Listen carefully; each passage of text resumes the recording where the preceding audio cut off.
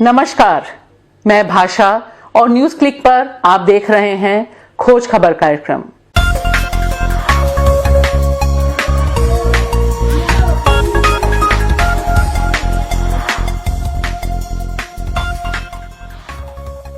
ये आंखें बहुत चुभती हैं ना, भीतर कलेजे में धंस जाती हैं। ये आंखें हैं 4 साल के इरशाद की, जो दिल्ली से वापस अपने पिता के साथ गांव जा रहा था, बिहार में। वह पहुंचा मुजफ्फरपुर तक तो सही सलामत, लेकिन वहां से बेतिया के लिए ट्रेन चढ़ते चढ़ते उसने दम तोड़ दिया। उसके पिता ने बताया कि कुछ भी खाने को नहीं मिला था, पानी तक नसीब नहीं हो पा रहा था, लाडले के पेट में अनाज का एक दाना नहीं था। ये आंखें हमें और आपको परेशान करती हैं, क्योंकि ये खुली रह गई। वे जाना चाहती थी अपने गांव।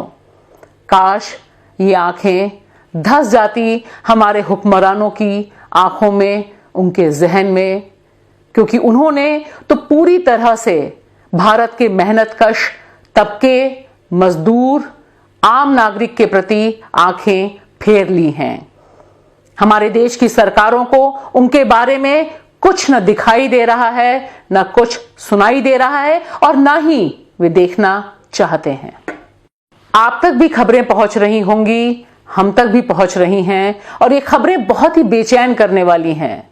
क्या हम 2020 में अपनी ट्रेनों तक को सही ढंग से नहीं चला पा रहे?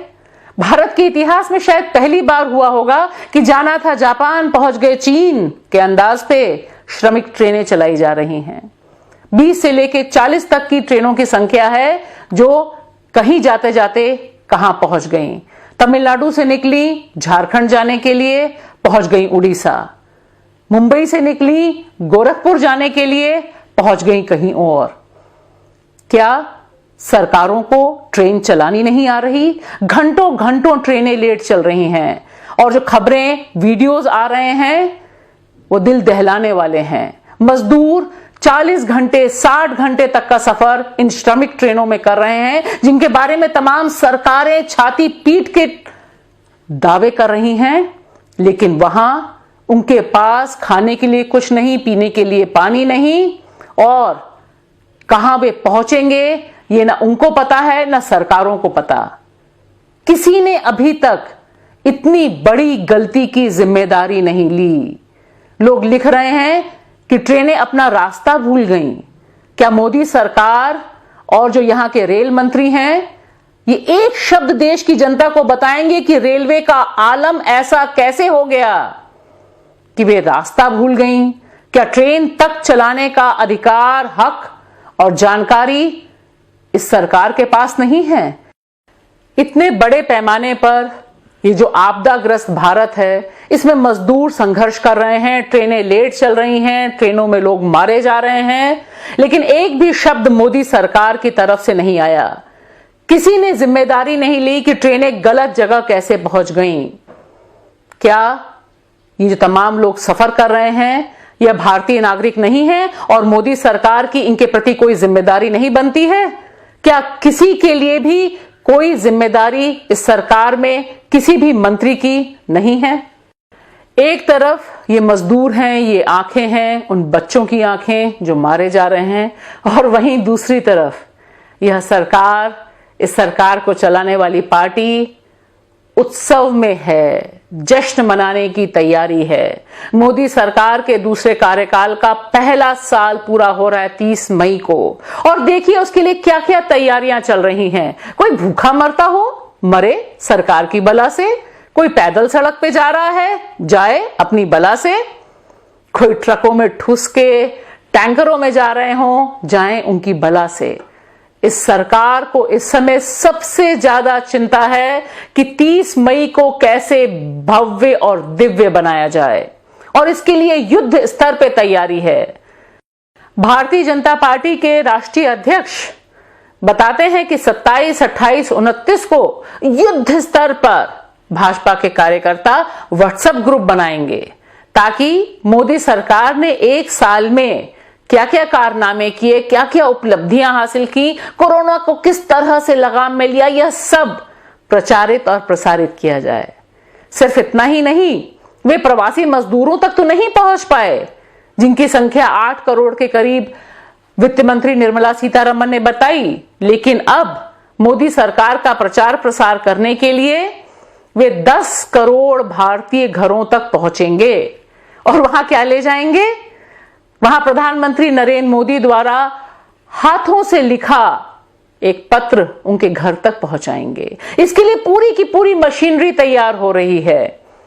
रास्ते में जाने वाले मजदूरों के लिए इस सरकार के पास पानी नहीं है, बसें नहीं हैं, ट्रेनें नहीं हैं, ट्रेनों में जो व्यवस्था होनी चाहिए वह नहीं है, लेकिन सारी की सारी मशीनरी को लगाया जा रहा है कि किस तरह से 10 करोड़ भारतीय नागरिकों के पास प्रधानमंत्री का हाथ से लिखा हुआ पत्र पहुंचाया जाए। उस पत्र में क्या लिखा होगा ये ब्यौरे आप तक पहुंच ही जाएंगे। कुछ जो संकेत मिल रहे हैं उससे साफ है कि उसमें जो जो उन्होंने दावे किए थे पहले वो किस तरह से हासिल किए वे सब होंगे, और देश की तमाम भाषाओं में इसका अनुवाद होगा। वह अनुवाद ही उन घरों तक पहुंचाया जाएगा। तो दिखाई देता है कि जिस समय देश जल रहा है, जिस समय भारत का नागरिक भूख से मर रहा है, उस समय जो सरकारी तंत्र है वह किस जश्न में लगा हुआ है। तो दिखाई क्या दे रहा है हमें कि इस समय तैयारियां चल रही हैं वर्चुअल रैलियों की। छोटा प्रदेश हुआ तो एक रैली, और बड़ा प्रदेश है तो 2 रैलियां। पूरा का पूरा नक्शा तैयार है इस समय जलसे का। इस जलसे में क्या कुछ होगा इसका पूरा विस्तार इस समय देश का जो शासन जिसके हाथ में है, जिस पॉलिटिकल पार्टी के हाथ में है, भारतीय जनता पार्टी के पास पूरा का पूरा नक्शा है। हो सकता है उनके पास 10 करोड़ घरों के पते भी हों, वहां तक वो पहुंचना कल से वैसे भी शुरू कर रहे हैं, लेकिन उनके पास शायद इस रिक्शे वाले का पता नहीं होगा। जो आपको स्क्रीन पे दिख रहा है ये पटना के रिक्शे वाले हैं जिन्होंने आत्महत्या कर ली। क्यों? क्योंकि लॉकडाउन से बुरी तरह से तबाह हो चुके थे यह, बाकी और तमाम करोड़ों लोगों की तरह। इनके पास, इस सरकारों के पास इस व्यक्ति को कफन देने तक का पैसा नहीं है।